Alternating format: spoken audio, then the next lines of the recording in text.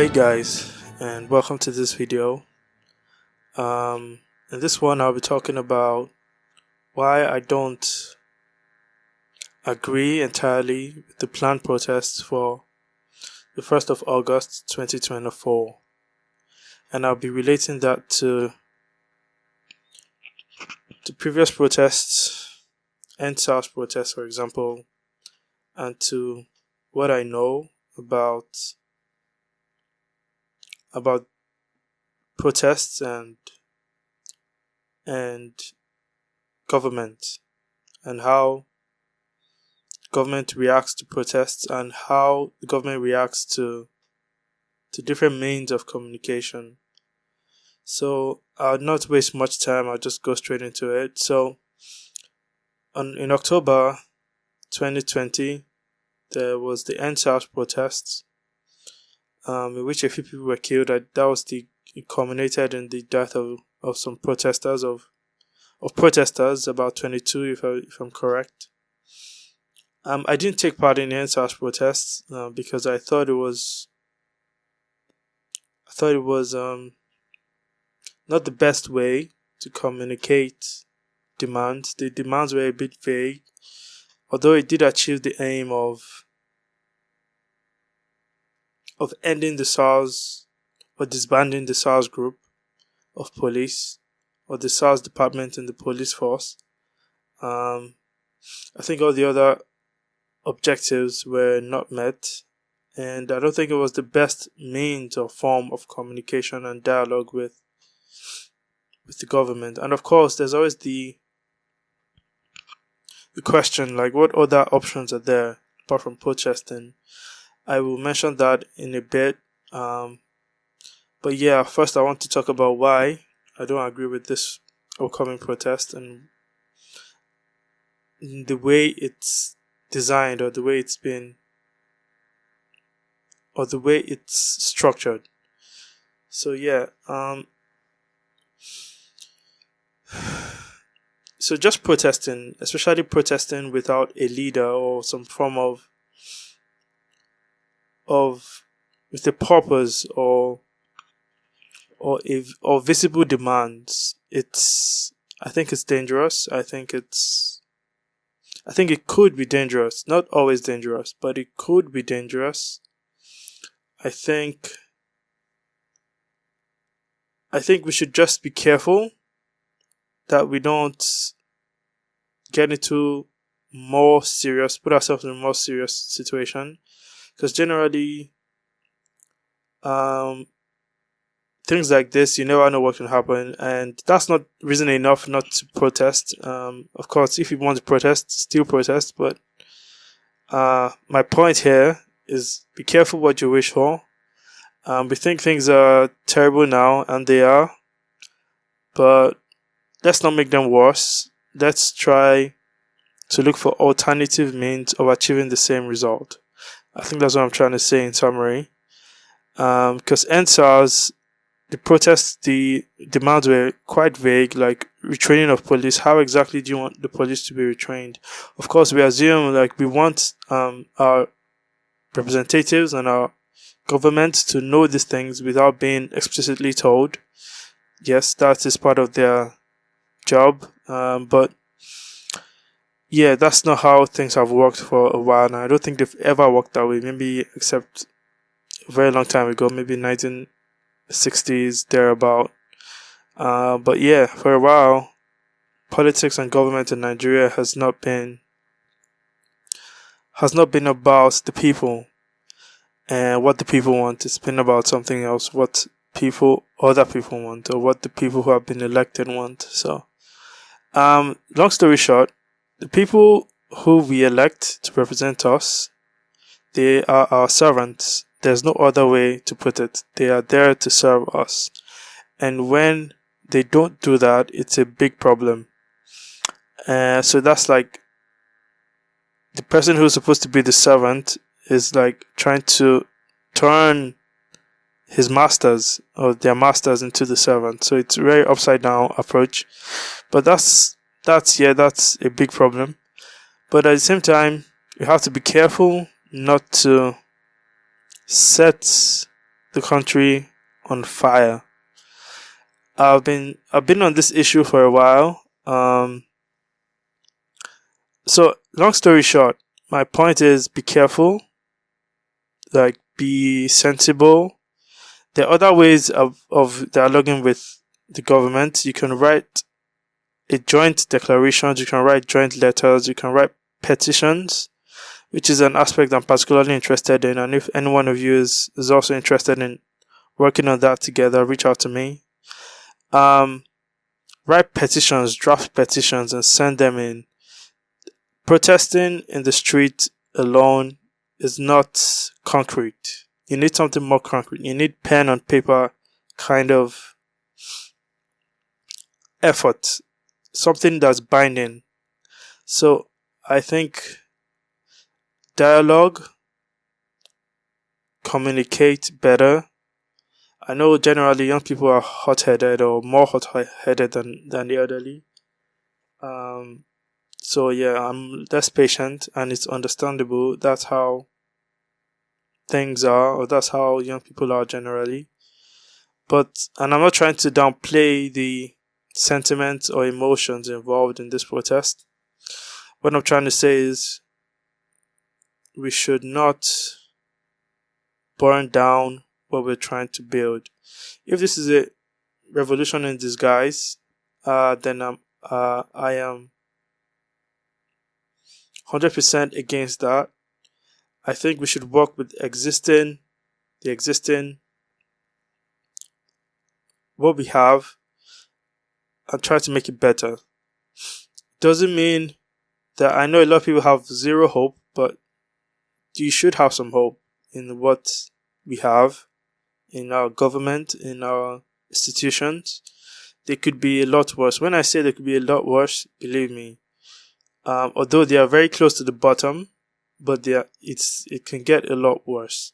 So the economy is one aspect of it, and economy usually drives most of these issues. But we have to think about some of the other things we enjoy and try to find a balance between striking out revolution type assault on the government, or revolution type protest or riots, and finding a balance between that and working with the existing structures. Even if it means working with the existing structures to build new structures, that's what I'd rather do than just protest, because protests are not not a very effective tool of communicating specific demands or requests. Now, two things I'd like to mention. The first one, I don't think, like in Nigeria, I believe that protesters should be protected. So, if whoever is protesting, the police said you should reach out to them and tell them your planned routes, give them like details about what you'll be doing. I don't think that's necessarily to disrupt or to have a negative impact. I think the police is trying to do their jobs in that aspect. Of course, with the current situation, I'm sure the trust in police is like rock bottom. So nobody's going to give the police that information. But I think it might be good to get at least a bit of that information and also request of them or make special requests. I believe so strongly in the right to protest. I think it's fundamental, it's very important. Even if the Constitution does not mention protest or a right to protest, it's so fundamental in our human nature. You should be able to protest even if the Constitution does not say you can protest. It's that basic. But it's good that it's in our Constitution that you have the right of assembly, you have the right of movement, you have the right of expression. So, what I'm trying to say in essence is, if you want to protest, feel free to protest, but it would be good to at least give the police some of that information so that they can protect you if that's their actual intention. And Also, you can request for the police not to come there with their weapons. It makes me absolutely sick seeing policemen and women armed to the teeth at protests. Why do you need 100 Kalashnikov rifles for people who have come with placards? That is a fundamental signal. It's a signal that they're not ready, they're not serious. You need to tell the police, don't come to the protests with weapons. You can request to that for them. You can request them not to do that. When we were voting in the last 2 cycles of elections, the police on them by themselves in partnership with international organizations and the other safety bodies and security agencies decided not to take weapons and arms to polling units because they know it's intimidatory, they know it instills fear. So my request to the police, to everybody, anyone who's protesting, request that arms should not be brought to the protest. Do not bring guns to our protest. Tell them that. Personally, I may see you there, I may not see you there. It's not likely I'll be at the protest because of the weapons. So, not just because of the weapons, but because of the weapons and the threat of potential violence and just the unsavory nature of anything that could go wrong and happen. So I'm not willing to put myself in that situation, and I'm not going to be protesting. I can protest, and I would protest if I knew that it was safe for me to do so without any issues, and that I would not be falsely accused of any crimes or that kind of thing. So, long story short, I don't agree with the form this protest is taking. I would rather say dialogue with the representatives, dialogue with the leaders, and President Tinubu is not a god. He's not a god on earth. He's a human being as well. So we have to. There are other people in this country and in this government. So calling on Tinubu for everything is rubbish, really. There are literally thousands of people in government that we should be reaching out to. So it's partly our fault for not reaching out to the people we should actually be talking to. You can't put everything on your president. He's not a god. Yeah. Reach out to the police if you're protesting. You can tell them your planned route, but request them not to bring weapons to the protest. No weapons at the protest. It should be illegal. The police should not be allowed to bring weapons to protest unless there's a riot. And even in the riots, even currently as it stands in the police regulations, they are allowed to shoot into what is called a mob of rioters. They're allowed to shoot sporadically. I mean, who does that? That makes no sense. So these are the issues we should be tackling first, making protests safe for everyone so that the police does not bring weapons to protest. The police should not bring weapons to protest. And from there, it would be a lot easier for people to come out and express peacefully their demands, their requests, their intentions, their wishes. But at this point, I don't feel safe going to a protest ground with police armed to the teeth. And they should be ashamed of what they're doing, and they should know better, honestly. But they don't. So, if you're going to protest, tell the police we don't want you to bring your weapons. If you're there to safeguard us without the Kalashnikovs, the AK-47s, as we call them.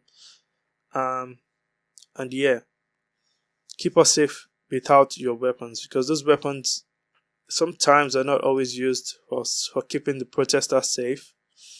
Sometimes there are ulterior motives. So, long story short, I wish you good luck if you're protesting. I support you.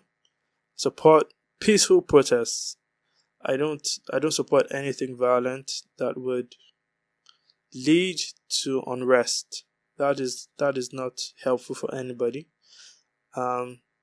So yeah, happy protesting if you do protest, but request for the police not to bring their weapons. These are some of the issues we should be focusing on, making it safer for us to gradually um, ease into ourselves into a more progressive government structure, and a more progressive approach to governance.